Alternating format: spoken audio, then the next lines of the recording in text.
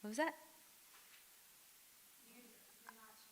There is a delay with our Zoom to live stream, I believe. So I assume that at some point I might show up there. I'm not really sure. But we're going to, this is my magic trick. So we're working on some of the technical pieces for later on, but we wanted to be able to get started with our service in the meantime. And I appreciate that all of you have come out tonight for this event and for this commemoration. So tonight we all gather together, both those of us who are in person and hopefully those of us who might be joining on live stream, to remember the lives and the stories of the millions and millions of men and women and children who were murdered during the Holocaust. And tonight we will remember their bravery and their heroism of all those who perished. And we'll also remember the miraculous way in which, thankfully, there were also very many who survived. And we'll get to hear one such story tonight. Personally, as a teenager, I was always baffled by how such an atrocity could have taken place in the course of relatively modern human history. How could it have been possible for such cruelty and hatred to have been inflicted upon other human beings? How could that have happened? And where was the rest of the world while all of this was happening? And yet here we sit all these years later as we and our children and our grandchildren continue, unfortunately, to still combat anti-Semitism in our own lives. So tonight, as we gather here, we both remember and we also bear witness.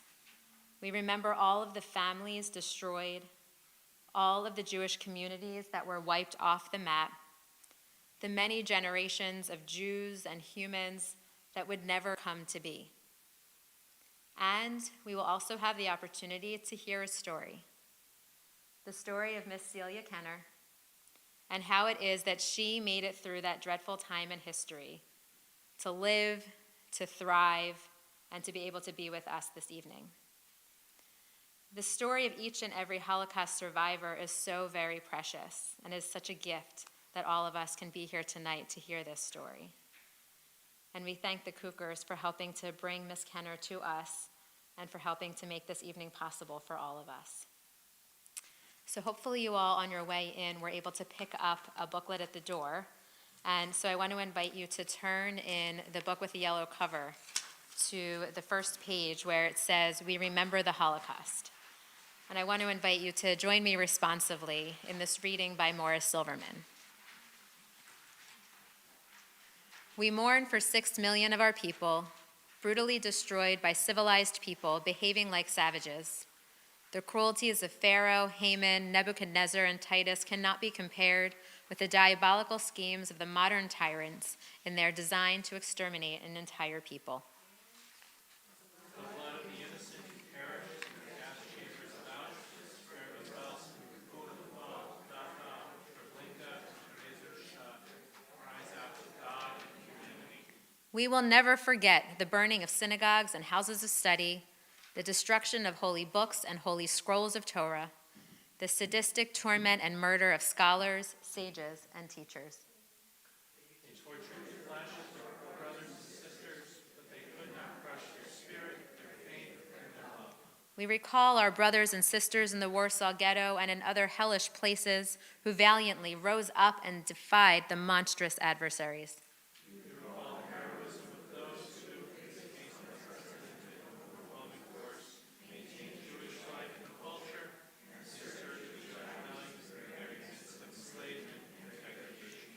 Even as we mourn, we recall those precious few compassionate men and women of other faiths and nationalities who, at the peril of their lives, saved some of our people.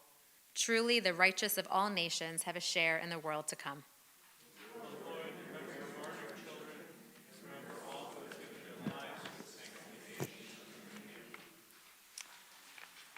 So, for those of you joining us at home, each of you should have received a yellow Yisker candle, as should all of you who are in the room with us tonight. And a huge thank you to the Men's Club for supplying these candles to everyone in our congregation and also facilitating the delivery of these candles. Tonight, when all of you get home, I encourage you to light these candles in your own home in addition to the ones that we're going to light here together. For those of you who are joining us from your homes, I invite you to go get your candles now. And in a moment, we are going to light our candles as we remember the millions who were murdered in the Holocaust.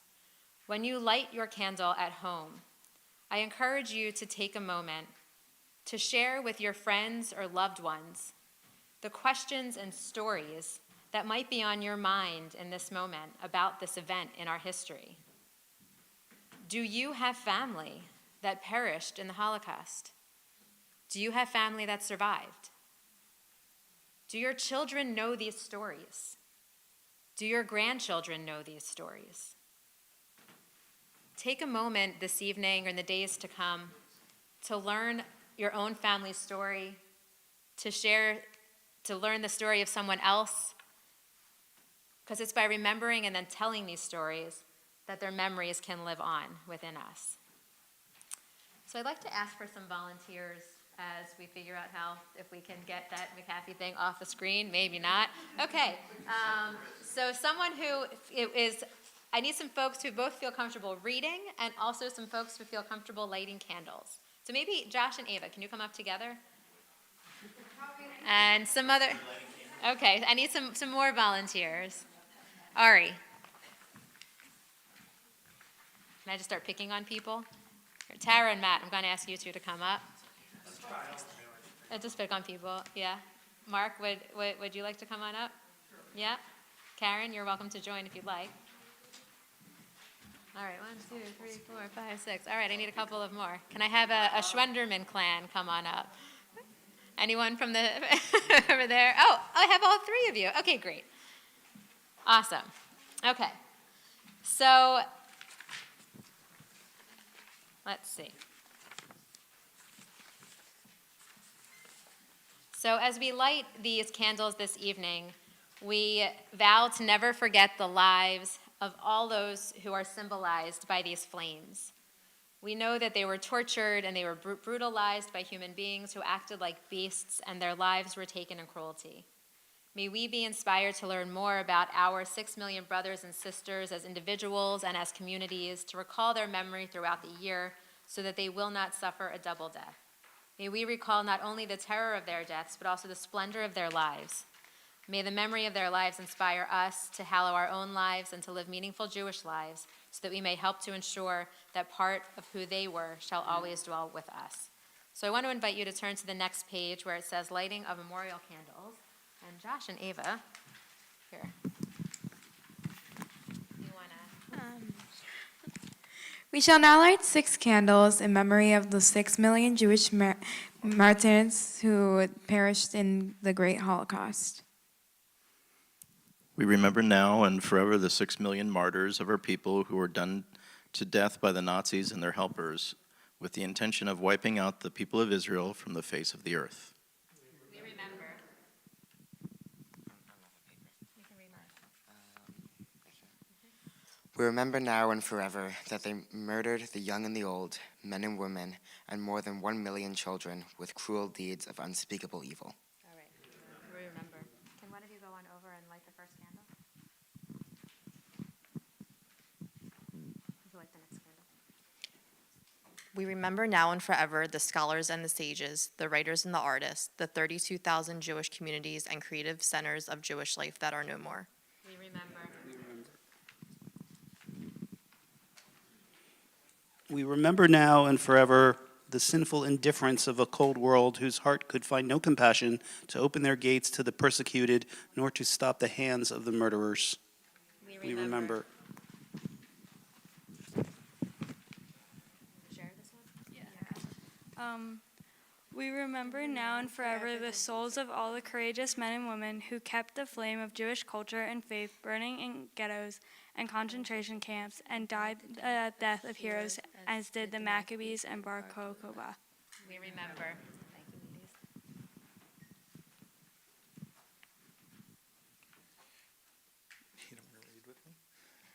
We remember now and forever the righteous and courageous among all nations who selflessly offered refuge to their Jewish neighbors in their hour of agony and helped them escape from the valley of death. We remember.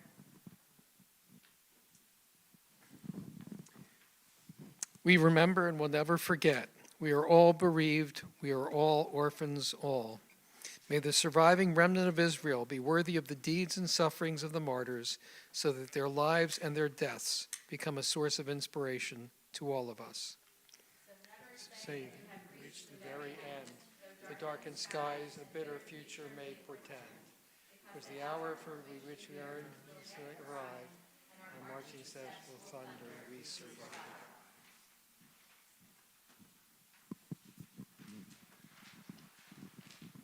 We have 7 candles up here this evening that we're lighting. 6, one for each million of the 6 million Jews who perished in the Holocaust. And the final candle to remember the other 5 million lives who also were lost in this terrible atrocity.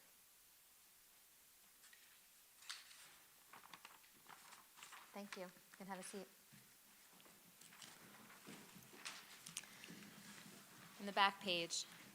Ani ma'amin, ani ma'amin, ani ma'amin, be'emunah shlema, beviat HaMashiach, beviat HaMashiach ani ma'amin, v'af al pi she'imamea, im kol zeh ani ma'amin.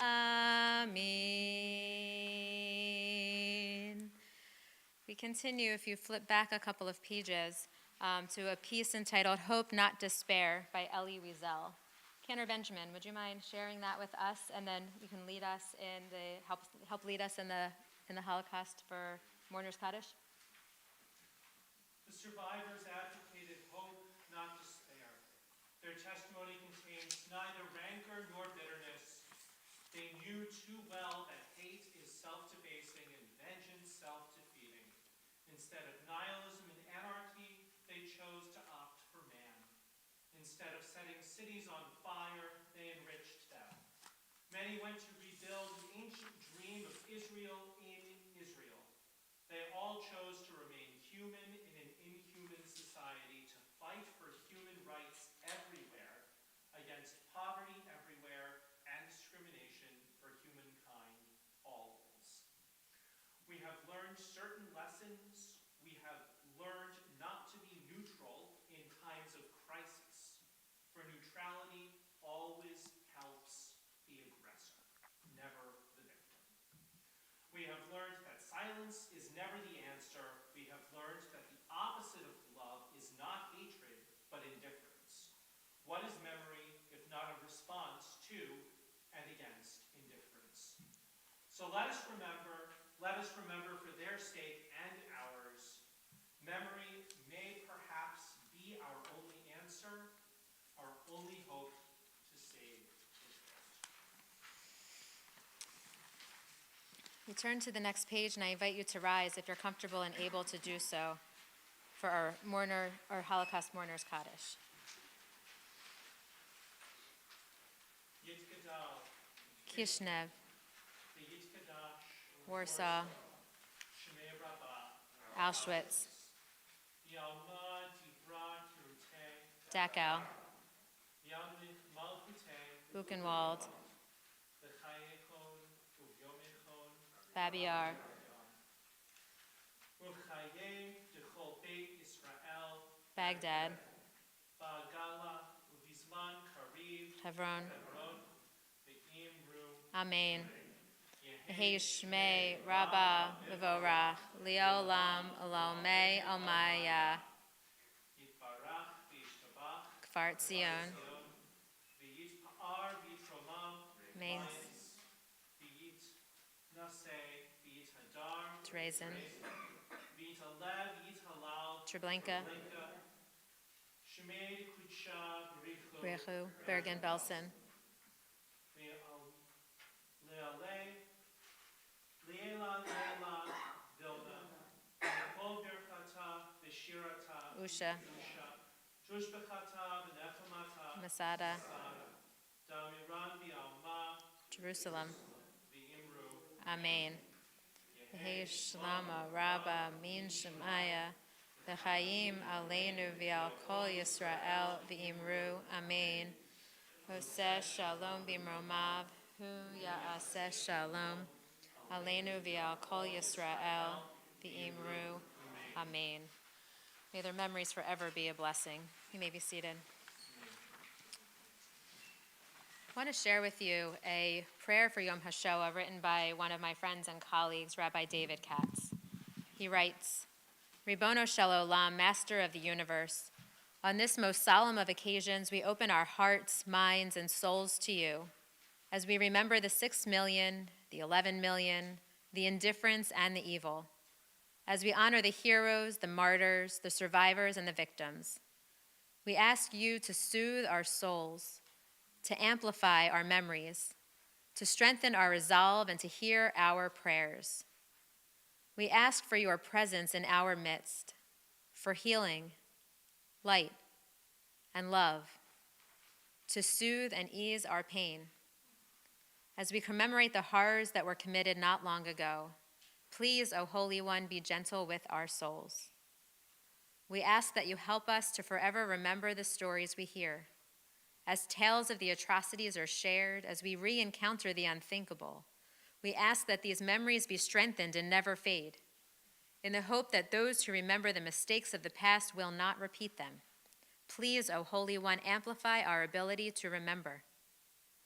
We ask that you strengthen our will, that you help us to ensure that the world does not again see such monstrosities.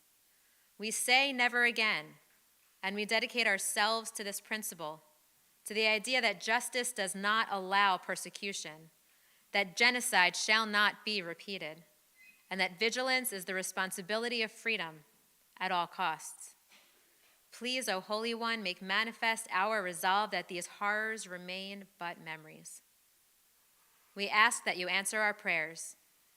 We pray that the call of evil falls on deaf ears, that those who fight for freedom and justice always prevail, that those who need protection do not become victims.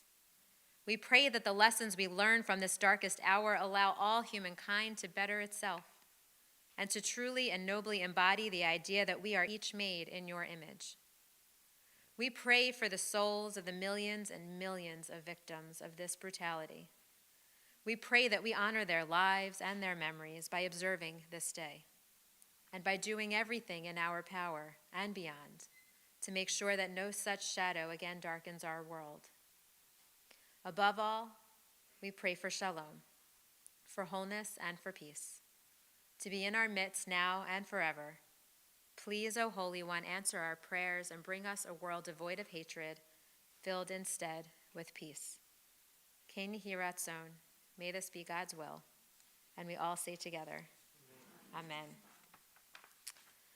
In the bottom of the back page, I invite you to join me in Eli, Eli. Eli, Eli, shelo yigamer leolam, ha'chol ve'hayam, rishru shel hamayim, berak hashamayim, tfi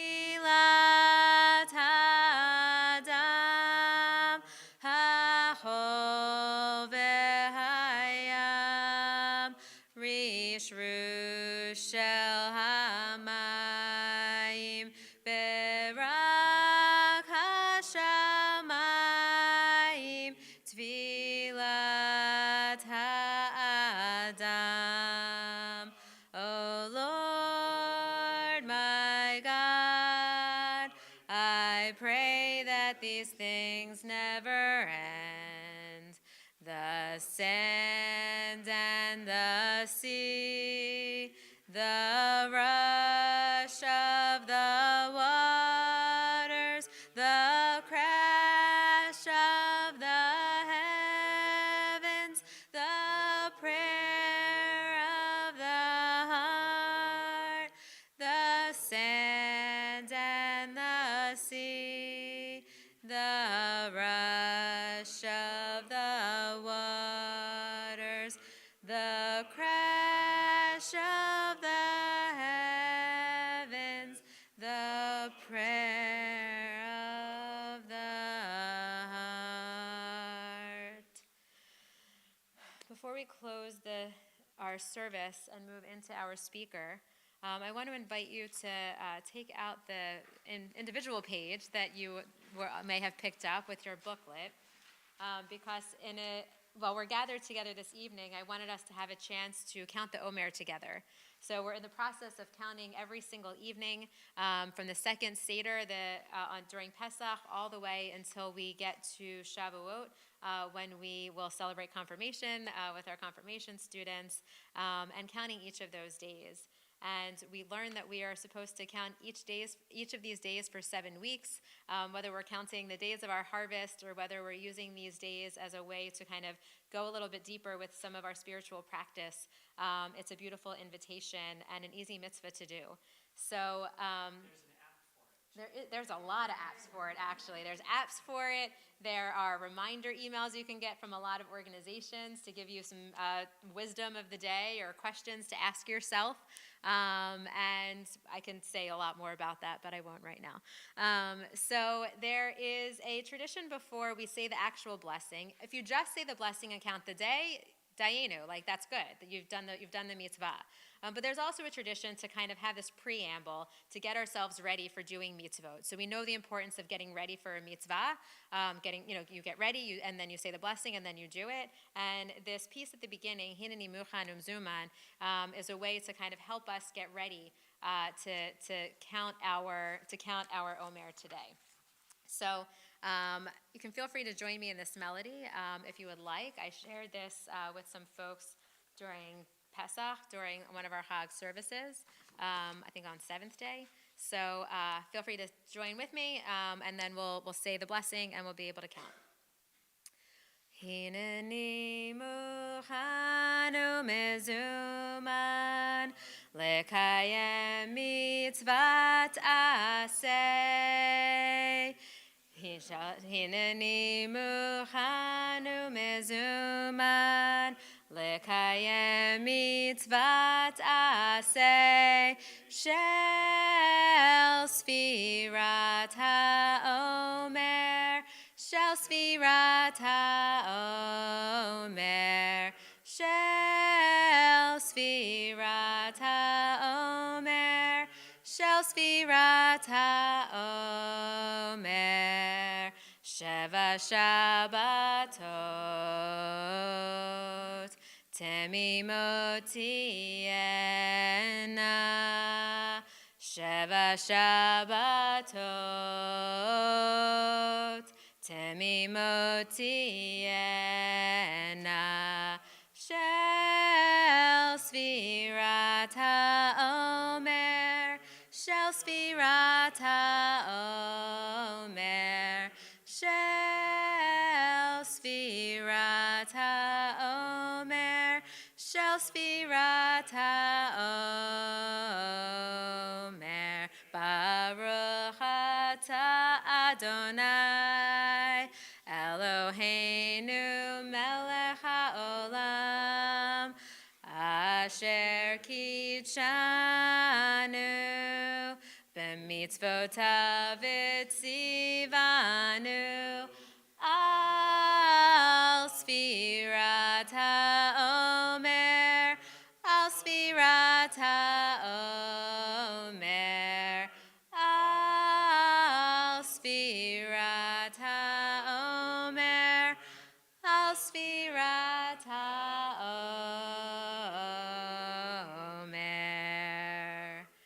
Hayom 12 Yom Shehem Shavua Echad V'Hamisha Yamim LaOmer. Today is the 12th day of the Omer, which is 1 week and 5 days of the Omer. And this week, we are in the week of Hod and the day of Gevurah. Each day and each week have an intersection of the emanations of God, and we see how they intersect and what that sort of stirs up for us. And from my friend, a neighbor, Rabbi Alyssa Cherney, writes, if I'm grounded in my story, I'm strong enough to share it with the world. Everyone has a gift to share. Our confidence is the unique person we are, acts as the glory within our strength. So a little inspiration for your day as we move into this new day tomorrow. There's a closing prayer by Rabbi Yael Levi, if you'd like to say that on your own. And we will close with Hatikva as we then move into to hear from our speaker. So if you would like to rise for Hatikva, and it is on the back page of our booklet.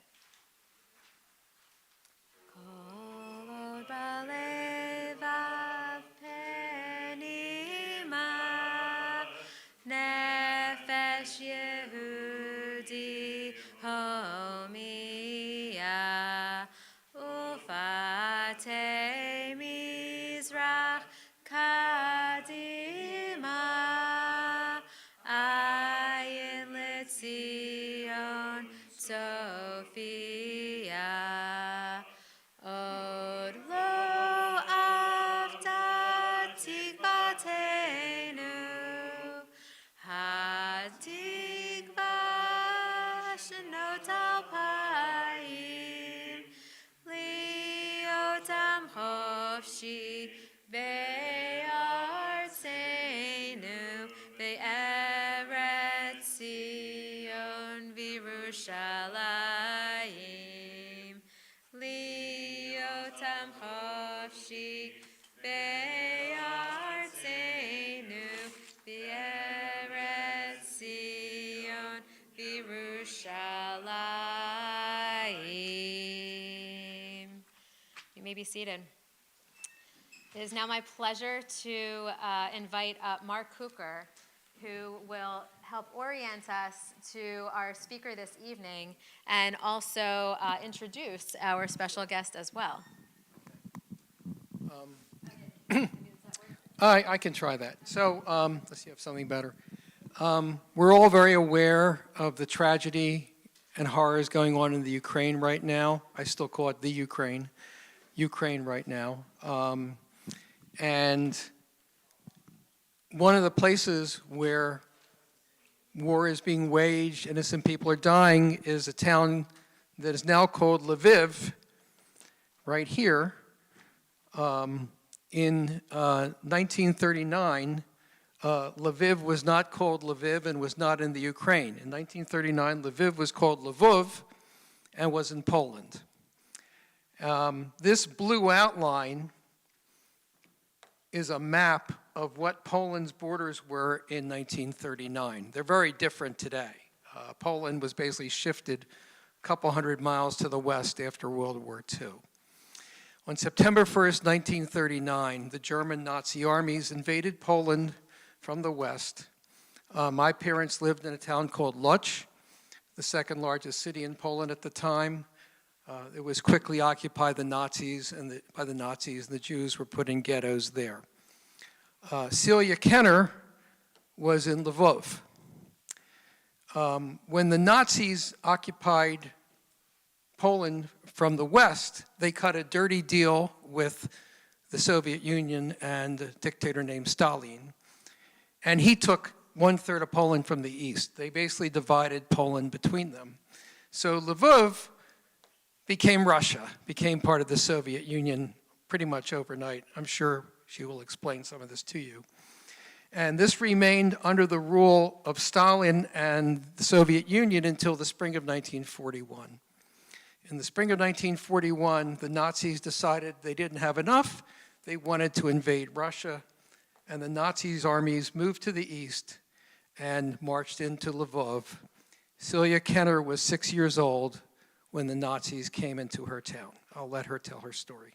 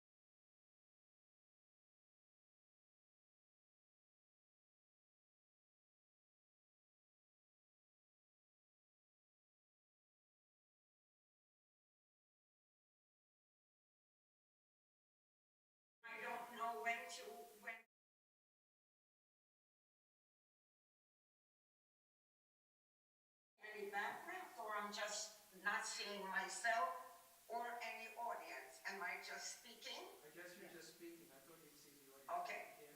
No, I cannot see anything. I'm only seeing, we should get started shortly. We can see you fine, so that just. You see me? Just make pretend that Okay. there's 50 people here. Okay, I saw and I saw you, so. Okay. All right, so just let me know that I'm on. You're on. Okay, just send me a quiet message while I'm speaking, okay? You're on. Okay? That Okay. computer is not the one that's the Shalom main to camera. all of you. Hello. And I am feeling very pleased that I saw a number of young kids or young adults in your audience. Is it that they know? So, I was a small child in Lvov or Lviv or Limburg, as it was known back in the 1940s. It was then part of Poland, as Mark explained. I want these events, I'm sorry, the events that I see now going on in Ukraine, I watch with, or I hear with a heavy heart and very mixed emotions. Who cannot be heartbroken and devastated by what is going on now in Ukraine with the people and the children who are being killed and murdered for no reason, which is exactly pretty much what I remember going through as I was a youngster. So, the Germans invaded in 41. I was an only child, middle class family, had not yet started school. I was to start school that September. But I was enrolled in a ballet class, and I had a major event coming up, a ballet recital. And I was extremely excited. We lived in pretty much the center of town in a multi-family house, and the backyard we shared was with a Catholic school.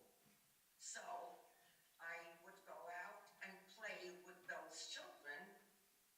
They spoke Polish, and I spoke Polish, maybe a little Yiddish, but barely. And I shared, fun times with all of them.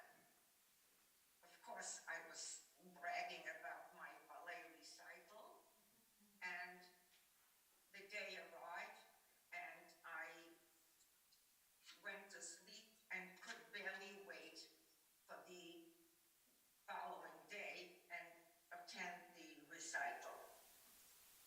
That day arrived, but that was the same day that the German army invaded. So, we were occupied by Russia at the time, and my biological father was drafted to the Russian army that day.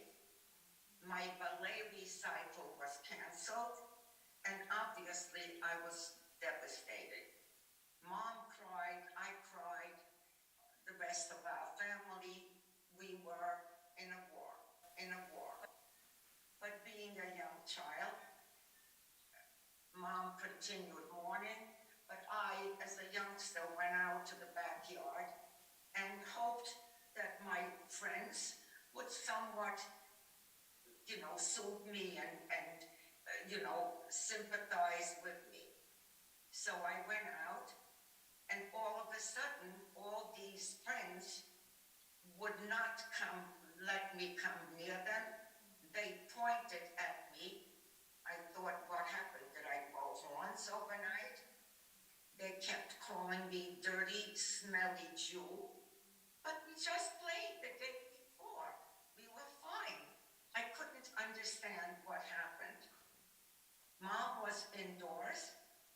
She was still mourning my father's departure. But now that my friends, my Polish friends, pointed at me, whether he was Ukrainian or Polish, helping out the Germans, pretty much like, someone that works for the ASPCA today, collecting unruly dogs. My friends pointed me out. He grabbed me by my long hair, dragged me to the front of the house, and there stood a truck.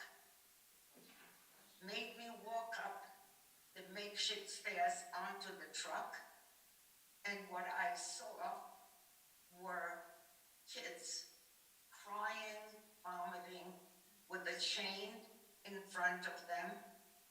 And as I saw it, I grabbed the pant leg of the guy manning the truck, and Polish, which was pretty much the only language I spoke, and I said to him, "What did I do wrong? Why are these kids here? How would you feel if one of your kids would be here?" I must have touched a sensitive note in his heart.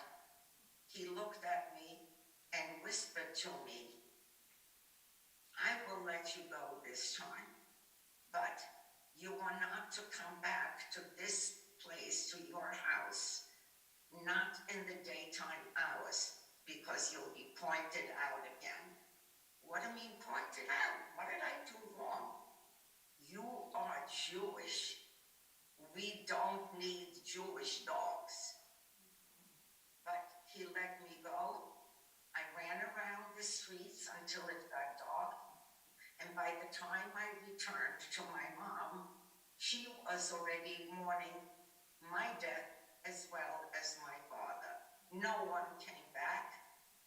I guess I was singled out by Hashem. I never went out to play with the kids again, and it wasn't long after that mother and I and a relative, an uncle and aunt, with two cousins, a boy and a girl, older than I by maybe, 5 years or so, we were forced to leave all of our belongings and go to move to the ghetto in Lvov, or Lemberg as we called it. What I saw in Lemberg ghetto was something that I thought were not real. Maybe it was a movie. But my family tried to soothe me and calm me. My parents loved music. They loved dancing. And so did I. Here I am in the ghetto, and loudspeakers around the ghetto had loud march music playing, and adult Jews with shaven heads and the Star of David scratched out on their forehead with oozing blood, and they're dancing. How do you dance to march music? My parents did social dancing. I did ballet. How do you have your head shaven and made to dance? I saw people being shot at. Things got worse. There were frequent raids where people had to go into hiding. I didn't understand any of it. But my mom was still around, and my aunt, uncle, and my two cousins, and as much as they could, they tried to comfort me.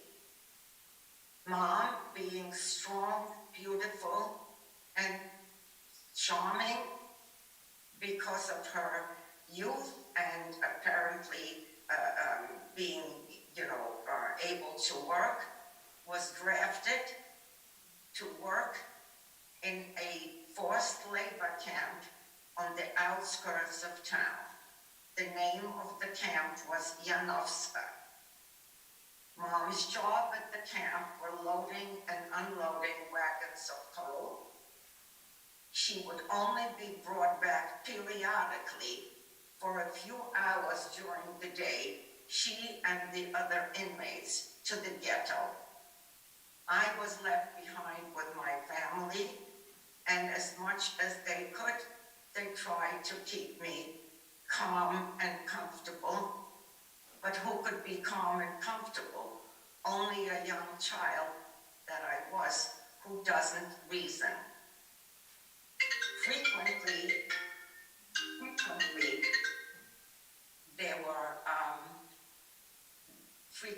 there were raids where they went looking to find Jews, and either, I apologize, I have to, Sam, I'm on a talk with the museum and I cannot speak to you now. Call you back, thank you. I apologize. One of my grandchildren. So I'm left with my uncle and aunt, and when there is a raid, they brought me along with my two cousins to go into hiding, which could be in a sub-basement or an attic, or opening up the top of a sewer and hanging on to the sides. I did and obeyed and went along with them. One of the times where there was a raid coming, my aunt brought me with them, and the people who were providing this hiding space would not permit me in, but they did my two cousins and my aunt and uncle. The reason, most likely, first of all, to be admitted to one of these hiding places was sort of like a barter system. In order to be permitted, you either gave them extra food or some warm clothing or maybe jewelry. But I didn't understand any of it. My aunt and uncle were sheltering me, they loved me, and as we're to enter this hiding place for the upcoming raid, the people who are offering this space told my aunt, your two children are older, you and your husband come in, but not this girl, myself. Why not? We sort of know that this may be a long raid when there is no light, no food, no bathroom. What would kids do? They cannot, young kids like I was at the time would cry. Well, the cry of one child would make all of the people hiding there, obviously, they would all die. So my aunt bent down and she said, Celia, you're such a smart girl and I love you so much. How about, it will be over in the morning, probably. Here is a blanket, cover your blonde hair, and go hide in between the ruins. You see this house over there, ruins? This is in the ghetto. And in the morning, we will be together. I did as I was told, and during the night, as I'm sleeping, I heard screaming, which means people were discovered, shots, which means people were dead, but ultimately I fell asleep. And this is, I don't know, like 5 a.m. or something like that, and I think I'm dreaming because I hear feet, people marching. Well, what am I dreaming about? Marching? But the feet and the noise of the people walking comes closer.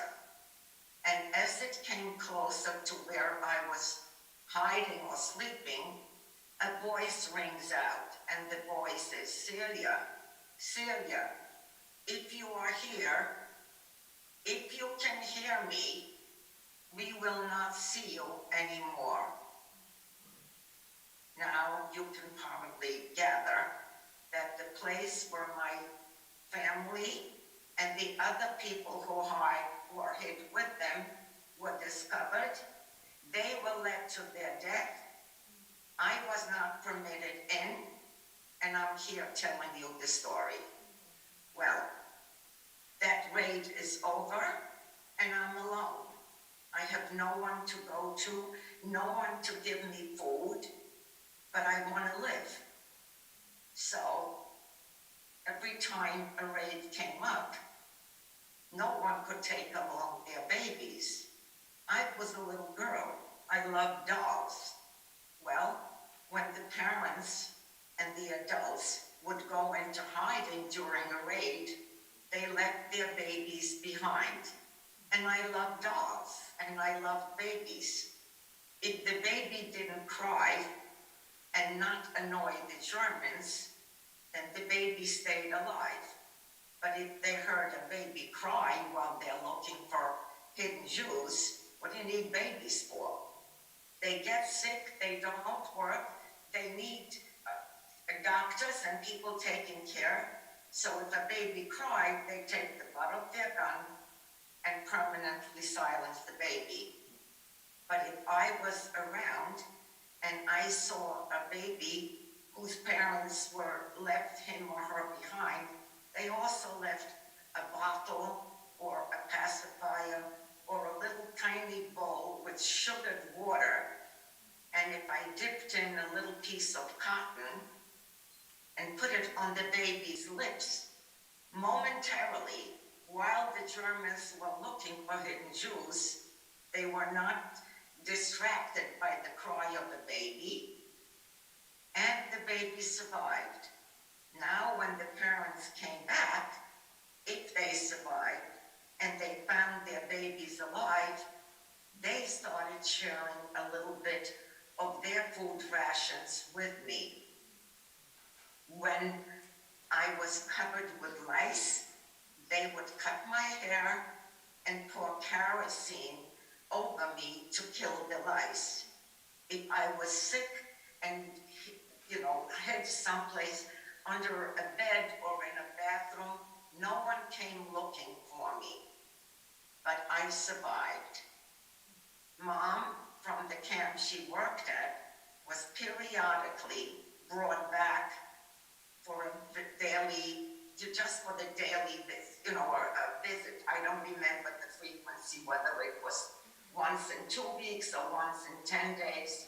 Mom came and asked the other people in the ghetto, have you seen my family, my brother, my daughter? Where are they? We don't know, but if you don't see them, they're probably dead. So at the end of the day, Mom went back to her camp, assuming that her husband is gone and her child, her daughter, is gone, and she didn't commit suicide, but she obviously was totally devastated.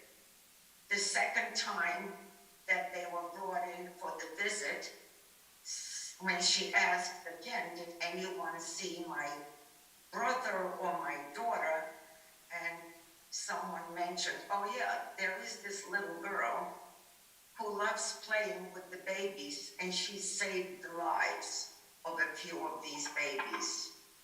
Somehow she found me in a physical, total broken state, because as I said, I was emaciated, covered not only with lice, but all kinds of skin scabs and whatever. Took me to a doctor in the ghetto and told me that she would look very anxiously to find somehow someone outside of the ghetto, a Polish family, without details. I just said, Celia, be strong, stay brave as you are, and I am going to do everything I can to let you get out of this ghetto. I didn't reason, I didn't question, pretty much like, if you see a cockroach crawling on the floor, you step on it, right? And you press your foot down. You lift your foot, you would think you killed it, but it's still crawling away. That was me. So, I'll spare the in-between, but one day she came back, all within a matter of just a couple of weeks, and she said, Celia, I have heard from some of the guards in the camp where I work that the ghetto is going to be exterminated and everyone in it will be killed. If you want to live, let's try this. Cover yourself with the dark blanket, cover your head, your blonde hair, and make sure that you keep your hand over your nose, because if you do succeed to get out of the ghetto and it's a moonlit night, you have a long nose, and Jews are known to have long noses. So that may give you away as a Jewish girl. I spoke Polish, mostly Polish, fluently, and I did as I was told in the middle of the night, covered myself with the blanket, squeezed underneath the fence of the ghetto, the wall, and my eyes saw outside soldiers with guns pointed. It was huge, big lights, all on the walls around the ghetto, but on the outside. Well, I couldn't do it, so I chickened out. Now more time passed, I got more sick, more weaker, and finally Mom came back again for a visit, and she said, if you want to live, then you need to try again. But this time, don't crawl underneath the fence on the wall of the ghetto. Cover yourself as you did last time, and at the dusk of day, when I and the other inmates are marching out through the gates of the ghetto, try to squeeze in between us, and maybe you'll succeed in getting out. Then, as soon as you're out, cover your nose, cover your hair, and hide in this wooded area outside of the gates of the ghetto. A wooded area? Are the animals gonna come at me? Is it a forest? But I need to do everything to live. So I come out, and it was a dark night, but in the distance, I'm seeing lights and very familiar things, because in the distance, I recognized that it was a park where Dad used to take me to on Sundays for a merry-go-round and a playground. So I wasn't as frightened, but I stayed underneath the bench, and sometime during the night, Mother showed up. I don't remember if she came with someone who had a horse and buggy, but we made our way to the suburbs of town to a family that Mom had found out about, that they had no children, and they were very, very decent people. And Mom said, I probably won't live. My husband is gone. And they had been to my dad's shop at some point where they met me, but I had no idea what she's even talking about. But on that day, we went during the night and arrived to that destination, which was in the suburbs of town. In the driveway or in the back of the house, Mom and I hugged. Neither one of us cried, but we both knew that we will never see each other again. I was too sick to reason, too weak, and here at the door are 2 adults and 2 older people. And the woman at the front of these 3 other people embraced me, took me into the house, and spoke to me in Polish and said the following. We will hide you. We will try to build you back so that all the illnesses and all these bruises and diseases that you have on your skin will heal.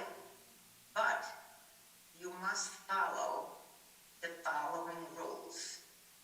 You are never to wear shoes in the house. They assigned for me in the basement, inside a closet, they put a mattress, and that's where you are to sleep, and that's where you are to go if the doorbell rings. You are never to go near a window. You are never to speak louder than whispers. We will do everything that we can to build you back. They caught my diseases. They went to the doctor. They were immediately suspicious because the doctor said, have you been near Jews? What is it? They ignored it. They shared the medicine with me, and they cured me. I now had a set of grandparents and a set of parents. When I healed, they started sharing some, conversations of daily life. They came during this war, they came from, I believe from England where they lived, to be with her parents who lived in Lvov or Lviv. And the parents lived in the suburbs of town, like a small private home, and they had a barn.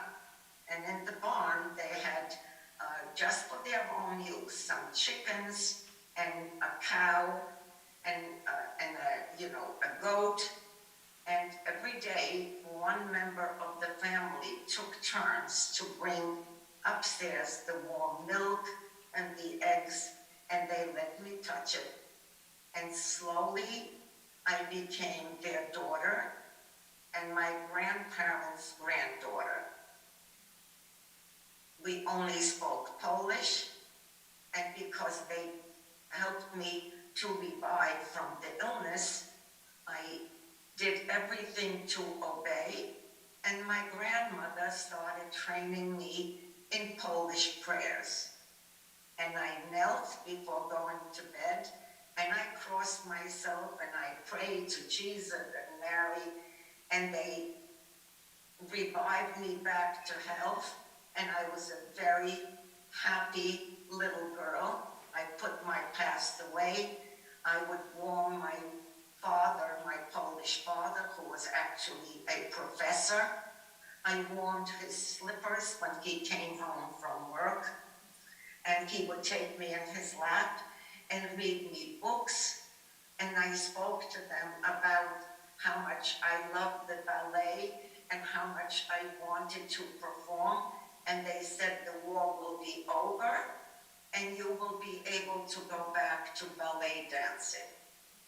Couldn't wait for the war to be over, and I would be a ballerina and be baptized and christened and play with the voices and the kids whom I heard outside the window. But they didn't see me nor hear me because I had to stay hidden. The neighborhood knew that they had no children. So this went on to probably close to a year. I'm sleeping downstairs, but I'm wearing socks, and I shuffle up the stairs to have breakfast, to touch and taste the warm milk that one member of the family would be coming up with when they milked the cow and the goat. Don't worry, Celia. As soon as the war is over, you will be able to go down and actually milk the cow and see the chickens laying the eggs. Well, I had so much to look forward to. So, one morning, after, I don't know, maybe 10 months or so, I'm looking up from the basement where I slept, and for the first time in all the time that I was living with them, I saw the curtains open, and 4 members of my family, I see their back because they're looking out the window at something across the street, on a building directly across the street. I saw it, but I just did not reason. I didn't understand. What I saw were 2 adults and 2 children, a boy and a girl, publicly hung out their window, which was directly across from the window of my family. My grandmother heard me shuffle up, ran quickly to cover my eyes, but too late. I saw what they did not want me to see. We had a family sit down that night, and my Polish, brilliant father spoke, and I was included in that, and they said, Celia, we love you so much, but we cannot take a chance after these people across the street were punished for hiding 2 kids. Most likely the kids were Jewish, whether they were a boy and a girl or brother and sister, but that was the reward or punishment for hiding Jewish kids. So you can no longer stay with us. But we love you. We'll do everything we can. Give me a few days and I will research what to do with you. It's dangerous for you and us for you to stay with us any longer. Of course, I cried, but so did my Polish mom and my loving grandmother and grandparents. I loved them and they loved me, and I put aside the memories of everything I had gone through and the horrors of the ghetto, and I'm their daughter, and I'm a Polish girl, and Jesus and Mary will save me. So we waited a day or 2, and my Polish brilliant father came back and he said, the only safe place to save your life is an orphanage that is bringing Jewish orphans to Palestine. That was yet not Israel. We were in the midst of the war, and obviously we didn't have Israel until 48. So we will bring you to that orphanage, and somehow they will bring you to Palestine, and you will be safe there with many other Jewish orphans like you are.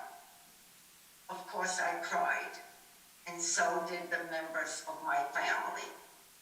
They packed my belongings and rewarded me with all kinds of blessings and encouragement. And the next morning, I am to leave early in the morning. So my Polish mom, who I called Mama at the time, and it was sort of early, like the crack of dawn, but she takes me out through the back exit. Well, if we're moving to a different place or destination, why are we going out the back? And I'm thinking, oh, well, she probably wants me for the final time to see the cow and how the eggs are laid. So I went along, I didn't question it, and we come down to the barn. And she sits me down on the steps and faces me very close and whispers, very low, speaking, I could barely make out her words, and looks to me in the eyes, and she says, Celia, I love you so much, and I am so concerned that you may not make it safely to that destination of Palestine. And because you are such a good and smart girl, how would you feel if I hid you here in my barn, but your family upstairs will not know about it? Therefore, you will only get food when it is my turn every third or fourth day when it is my turn to feed the animals. Oh, but by the way, you won't be alone. You're gonna have a friend. Oh my God, finally, I'm gonna get to be with a kid like myself, and he or she won't die in front of me of disease, of hunger, or be killed in front of me. Of course I'll stay. Of course I'll cooperate. So again, only in whispers, she takes a pitchfork, separates the hay going up towards the ceiling, and there stands this skeletal, unkept woman and whispers to me names of endearment that sound familiar. I'm not accepting them. Who is this person? Trying and trying until I'm not reacting, and she's trying so hard because she is weak and I don't know who this is. And finally, as a last resort, she says, Celia, don't you remember the ballet recital? So can you guys and your audience, can you possibly guess who this friend was? Not a kid my age, but who do you think that person may have been? Anybody have a guess there? Are you hearing me? Your mother. Mark, can they hear me? We can hear you. Okay, so because time is of the essence, it was my biological mother who was told by the guards where she worked in the camp that the camp will be exterminated. Mom loaded up her wagon of coal or unloaded it, whichever it was, put herself in the middle of the track. When the train pulled over her, she had to run but nowhere to go. So she came to the same woman whom about a year or so ago she brought me and said to this woman, you are such a special human being, and I'm not coming to put you in danger or to claim my child back, but is there any place on your property, around your property, anywhere that I might just die of natural causes, not to be, strangled, killed, dismembered, raped? And this woman, without asking or sharing with her family, hid my mom in the barn and only brought my mom food every time it was her turn to feed the animals, which was the most maybe once in 3 or 4 days. And the food that she gave my mom had to look like animal food. So one pail was empty, one had water, and one had food floating on top, like whatever they would feed the animals. I didn't want to recognize my mom or remember of what it was like, but somehow she convinced me by talking to me about that ballet recital, and slowly I accepted it, and now I was helping her and both of us.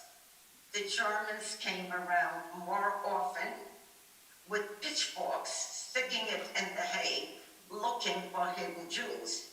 But now one of us was able to push the other out of the way. One of us would stay up and the other would make a noise so that the rats wouldn't come at us at night. But remember, only got food when it was her turn, my Polish mom's turn, to feed the animals, and speaking only in whispers. But slowly, Mom built back my life up to that point and told me, I hope to survive, but if I don't, you have a very caring, loving woman who will nurture you and you will live. I lived with that hope, and for about a year or close to a year, we were together. I was still, certainly stronger because I was, fed when I was upstairs. Mom was barely able to not forget standing. We could never stand, but even sitting, she was totally, emaciated and sick. And the woman came and told us that we were liberated, but how to get us out so that her family upstairs, her husband and her parents, didn't know that she was hiding us, and she didn't want them to know it anymore. And as we made our way down from that hiding place, my biological mother could not even stand up. I don't remember how, but we were transferred to the house by, I don't know by whom, if she hired someone. We went back to the house that was ours pre-war, and it was now set up as a Russian camp. The Russians are those who liberated us. They slowly taught us how to eat normal food, how to speak in, normal voices because we only whispered, and sort of slowly nursed us back to health. I never went to play with the friends again because I'm now a seasoned adult with what I've gone through. And one day, a super brings a letter to Mom saying, this letter was addressed to you. My mom's name was Sonia, but I don't know who it's from. Mom read the letter and said, I recognize the handwriting, but not the name of who it's from. I don't know the details, but the letter obviously was my biological father, who escaped the Russian army, lived in a different part of Russia, worked in his trade. Somehow they worked out a way, whether it was with the help of, some organizations, probably American, that we were, or maybe Russians at the time. He returned, to join us with the war over. And I guess whatever way he came home, whether it was a plane or a boat, I don't know. And the man opens up his arms and wants to embrace me. And who are you? Where have you been all these years? What do you mean you're my father? Until he pulls out the original photograph of myself. I'm going to show it to you. Can you see this photo? Can anyone see this? That was the photo of myself dressed for that ballet recital. It was a Shirley Temple dress. And for me as a youngster, all I wanted, to think about was that major ballet recital, which never took place. But now that I saw the original pictures, you can see the cracks. My dad had this with him, and this is 5.5 years later, and we are reunited as an intact family of 3. My parents decided not to stay on in Russian-occupied Poland. We made our way through different parts of Poland and Austria and made our way to a displaced persons camp in Stuttgart, Germany. Now, they set up makeshift schools who slowly taught me much more than the ABC. Dad became a teacher or an instructor in an art school because he was, that was his work, sheet metal work and whatever. He became, as I said, the instructor. My parents, who had been apart for 5.5 years, obviously enjoyed their company. They hired a German teacher, professor, to teach me a little English. And with the help of the United States from the displaced persons camps, they found an uncle, a brother of Mom's, who lived here in the United States. Pre-war, he married a girl that came back to Europe, married him, and they found him living here on the Lower East Side of Manhattan. He sponsored us, and we arrived to the United States August 27, 1949. Oh my God. And I'm like, my uncle tells me, Celia, this is a new country, a new life. You don't have to be afraid when you see men in uniform. They're not coming here to capture you or punish you. These are policemen who will watch you and protect you. You can say what you want. This is a new country. Well, Uncle Harry, if that's the case, can this be my birthday? I don't want to remember my past. I don't want to talk about it.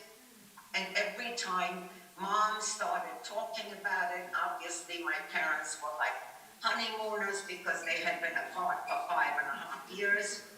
I was registered in school and we had nothing, but we were in a free country. And slowly I started, speaking English and lived in a very tiny little railroad apartment on the Lower East Side. And one night, because I could hear everything my parents were saying, Mom wasn't feeling well. She went to a hospital, to a clinic, because we couldn't afford a doctor, and told them she's not feeling well and she's gaining weight. And they said, well, food is abundant, there's nothing wrong. But they misdiagnosed her. And when she went back, they said, wrong diagnosis.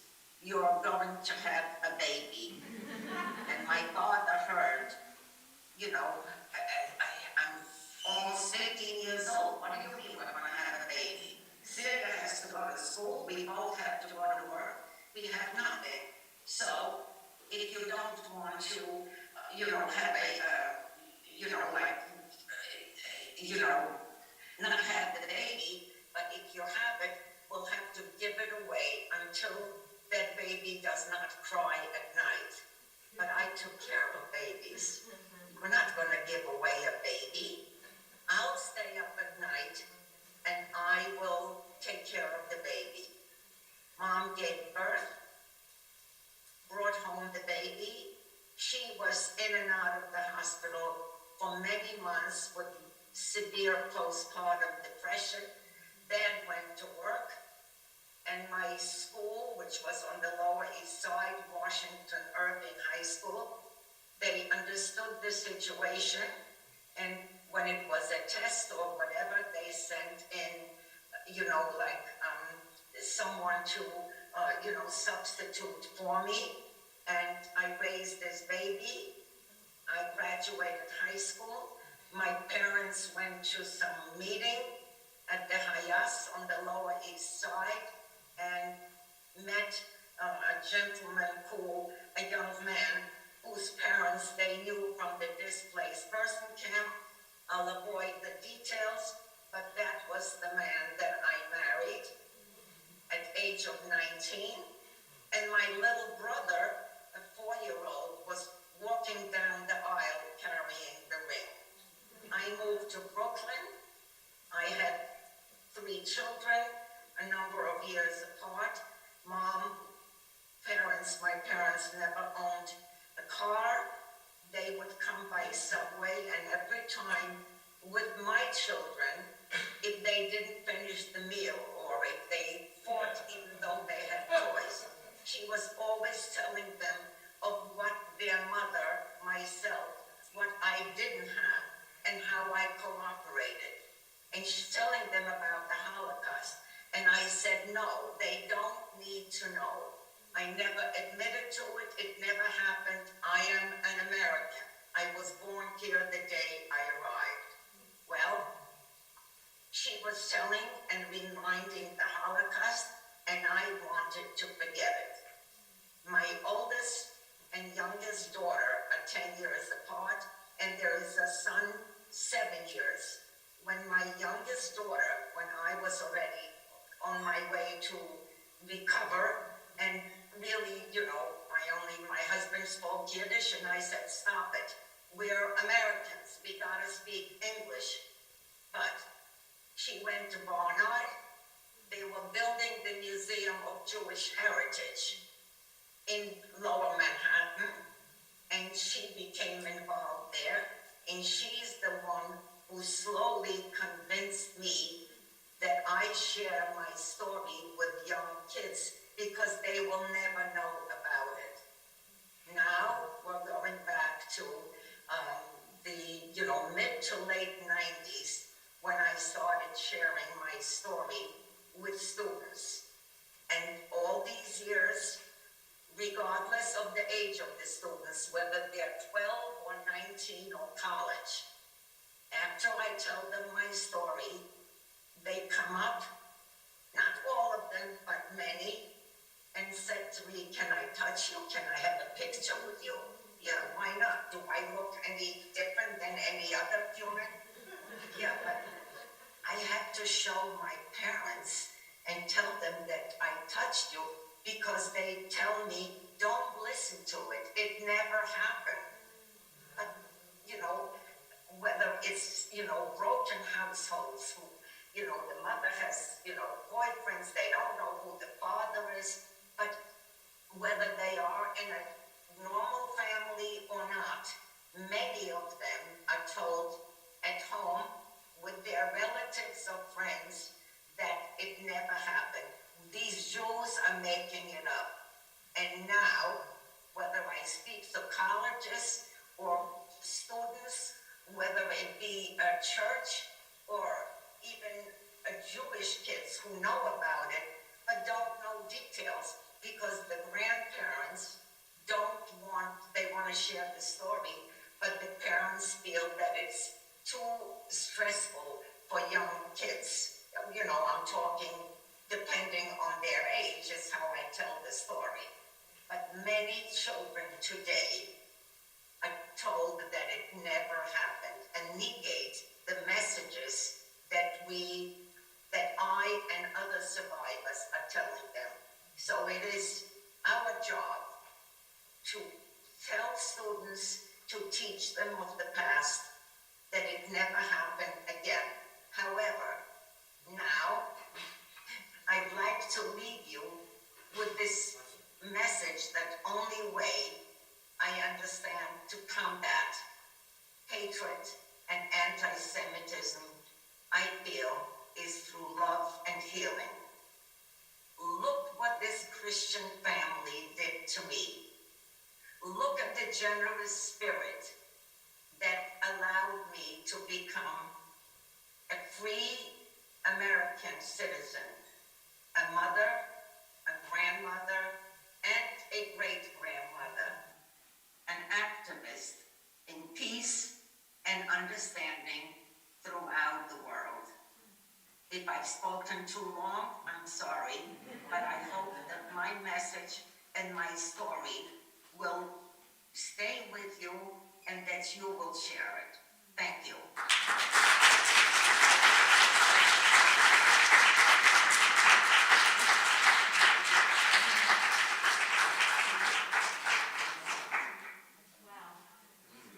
Can you hear us? Can you hear us? Is the speaker on? If we speak here, can you hear us okay? I cannot see you, but I do hear you, yes. I think we just have to there any questions? I have one. Ms. Kenner, thank you for that unbelievable story. Hold on for a minute. Try Try this.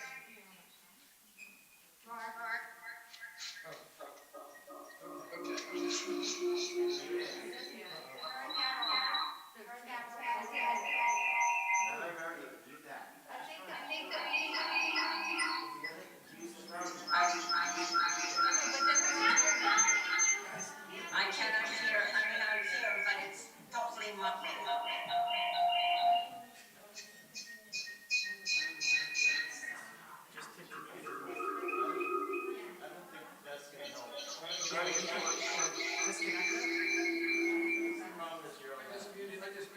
Is there no one there that can get us to at least hear each other properly?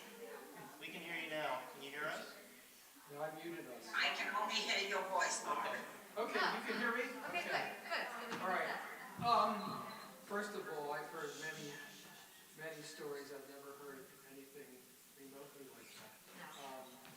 But I just wanted to tell you. I cannot hear. I'll call you afterwards. Okay, it's kind of personal. It's kind of. Talk to this. Can you hear me now? I hear a lot of voices in the background, but I don't have any idea. All right, I'll call you. We're going to put you on his phone so you can hear it. Okay. Can you hear me? Mark, you're calling me, right? Mark, is there no It's one not Sam. there that can straighten this out so that I can speak to you Apparently clearly? not. Apparently not. I'm sorry. So she can hear me. Great, yeah, because we can hear her, yeah. My parents came to America August 21st, 1949. Okay, Where did you, do you remember what boat you were on? Name of the boat you were on? General Hershey. Not the what? Also, but I'm going to Boston Harbor, not New York. Oh, okay, all right. So was This it, is what my uncle had prearranged for us. okay, all right. So they were not on the same boat. I had a couple other questions. After the war, did you stay in touch with your Polish family? My father tried. I didn't know how to read or write. I mean, I had never gone to school. My parents did try, and it was, even here in the United States, it appears that, when I started working with the museum, that they were, something called Volksdeutsche. And because they were academics, they came to be with her parents during the war. But as soon as they were liberated, and it was Russians who were then, they left Poland and went back to what was, their home before and never located them. But I have been to Israel and, honored them at Yad Vashem, of course. And by the way, I didn't mention before, but I've been on the March of the Living at least 3 or 4 times, with students, and wanted to go from, where I was in Warsaw and in Krakow, and it was only like 4 hours. But the people from the March of the Living felt that it was too much of a liability, and they would not let me go to Lvov. I remember my address, but I never was back. Was that because Lvov is...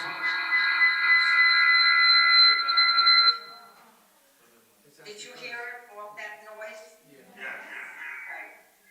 I wish you had someone. It would be so much easier if I saw, any of the faces from your, sanctuary. Yeah. I mean, there were a lot of calls. Anything we can do? Well, was your audience attentive? Did they find it something that they wanted to, hear about? Can you hear us now? Can you hear us? I don't know whether I'm hearing you on the phone because on my iPad screen I see nothing. Are you still there, Mark? Yeah. Yes, I'm here. Okay, wait, now I see a face. I'm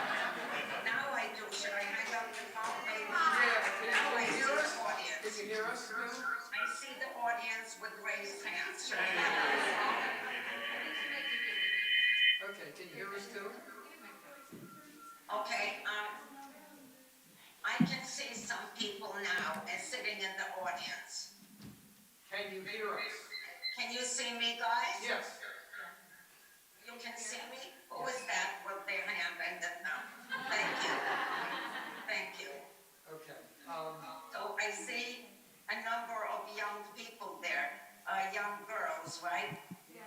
So, and. Here we go again. I lost it. What is the BCBJ sanctuary? I think that might be the. Now I'm back.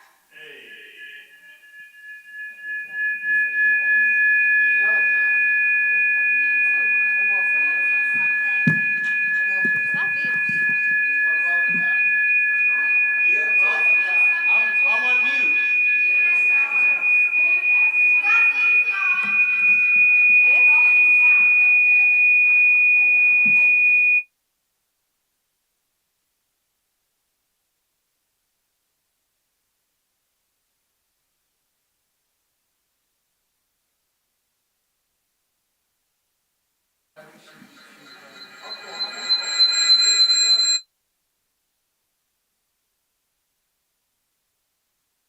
Are you These there? speakers getting picked up on that phone and then coming out